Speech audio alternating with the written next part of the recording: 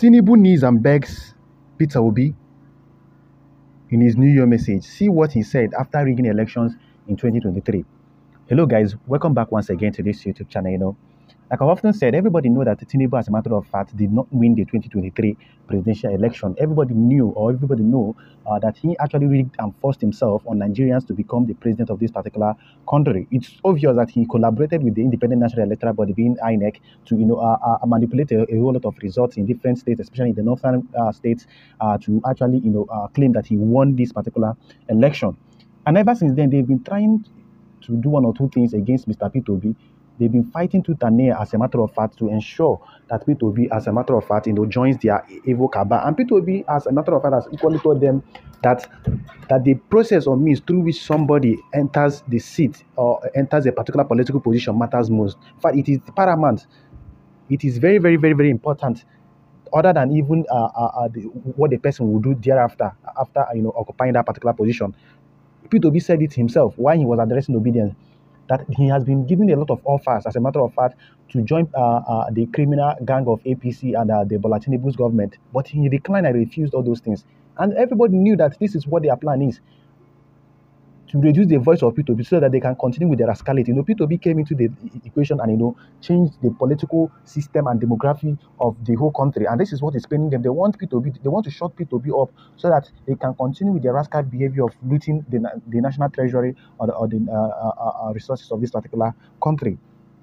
Well, today being the 1st of January 2024, Bola Tinubu, as a matter of fact, begged and extended olive branches to Peter Obi and Atiku Abubakar. I'm going to show you what he said in his New Year message and all that. And it is very, very funny that he wants Peter Obi to drop his principles and morals to come and join the criminal political party, which is APC, and his government.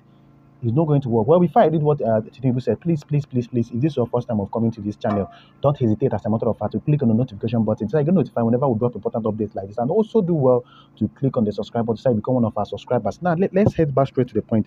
I told you guys that Peter Obi was begged today by Bola Tinubu. Tinubu was begging Peter Obi. They said, as a question on the screen, that President Bola Tinubu has called on Peter Obi of the Labour Party and Atiku Abubakar of the People's Democratic Party and his other opponents in the 2023 presidential election to work with him. People should know that Obi and Atiku had challenged Tinubu's election up to the Supreme Court, but their petitions were dismissed by the Apex Court as lacking in merit. In his New Year's Day address to Nigerians on Monday, the president said, "For the new year to yield all its good benefit to us as individuals and collectively as a people, we must be prepared to play our part. The job of building a prosperous nation is not the job of the president, governors, ministers, lawmakers, and government officials alone. Our destinies are connected as members of this household of Nigeria. Our language, creed, ethnicity, and religious beliefs, even when they are not same, should never make us work at cross purposes. In this new year, let us resolve that as joint heirs to the Nigerian Commonwealth, we will work for the peace, progress, and stability of our country. I extend this call to my political opponents in the last election. Election is over. It is time for all of us to work together for the sake of our country." In his new year, for the sake of our country, he said, for the sake of our country, he said, we must let the light each of us carries, men and women, young and old, shine bright and brighter to illuminate our path to a glorious dawn. Now, this is what Tinubu said to Peter Obi and Atiku Abubakar. He has never gotten it easy ever since he was sworn in as the so-called president of this particular country. They were thinking that Peter Obi and obedience are the normal kind of transactional opposition that PDP was offering over the years. After the election, PDP boys and PDP candidates will disappear. Like the popular saying, Atiku Abubakar will run to Dubai and PDP boys will disappear just to reappear after 4 years. But no, Peter Obi has been giving Tinubu back-to-back criticisms. Peter Obi has been holding them accountable. That is why they are not finding it easy. What they want to do now is to come and initiate and beg and try to bribe Peter Obi to join their criminal gang and join their criminal enterprise so that they can have it easy to loot our common resources. But they never knew that the level of opposition that Peter Obi and the obedience are offering, it's very, very, very, very, very, very, very strong that they cannot even overcome.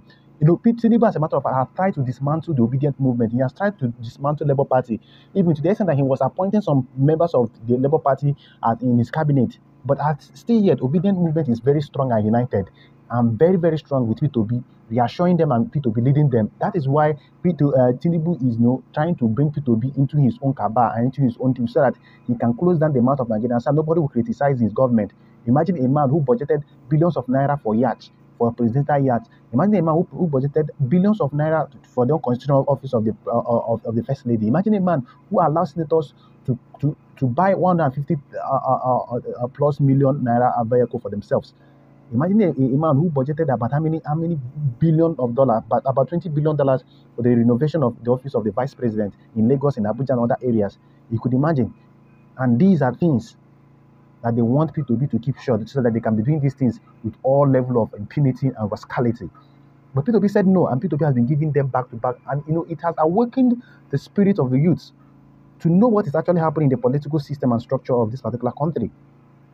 Because before then, the youth were not really much interested in politics. They were basically more interested in entertainment. But now P2B, reawaken the minds of the youth, even carry them to know the court processes and everything. Without P2B, a lot of people might not even know how an appeal works or how a court case works. But because of P2B, he took them from the voting process to the appeals, from the appeal court to the Supreme Court, and enlightened and awakened the spirit of the youth.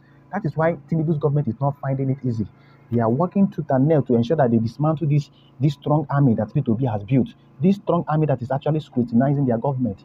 They are working tooth and nail to ensure that they dismantle it. But it is not going to work because, like I said, the obedient movement is founded on, when something is founded on genuinity, it can never collapse. Unless something is founded on falsehood, that is when it will collapse. P2B built the obedient movement on truth and transparency. That is why he did not even give or buy anybody anything to support him. Rather, people voluntarily, passionately supported P2B because they wanted to see a new Nigeria that is very working.